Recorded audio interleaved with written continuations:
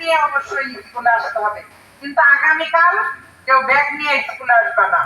শুধু যারা রচনা দিবা, রচনাটা নিজের হাতে বাড়ি থেকে লিখে নিয়ে আসবে, জাহাঙ্গীর স্যারের কাছে জমা দিবা।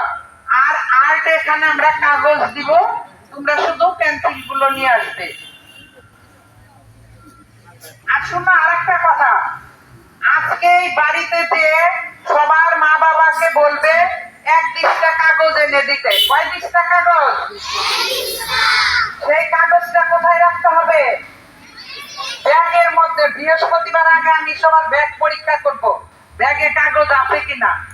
হয়তো পরীক্ষা শুরু করি তখন বলবা খাতা থেকে একটা কাগজ ছিঁড়ে দেই, হবে না, সেটা কিন্তু হবে না।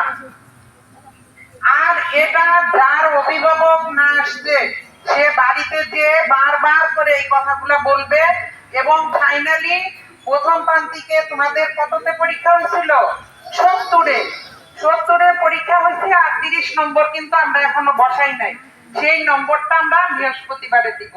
কালকে দিব 10 আর বৃহস্পতিবারে দিব 20। যে না আসবে, না আসতে পারো, কালকে ইচ্ছা করে আইসো না, যদি ইচ্ছা হয় আসবে না। বুঝতে পারছো? 10 নম্বর কম পাইলে কিছু আসে যায়? এই কিছু আসে যায়? বলো না কেন? 10 নম্বর নিতে চাও কে কে? সবার হাত উঠছে। ইনশাআল্লাহ কালকে অবশ্যই আমরা 10 নম্বর দিতে পারবো, হাত নামাও। আরেকটা কথা হলো, তোমাদের আশেপাশে যদি কোনো ছেলে মেয়ে আজকে অ্যাবসেন্ট থেকে থাকে, অবশ্যই আছে তাই না? প্রতি ক্লাসে 2-4-5 জন অ্যাবসেন্ট আছে।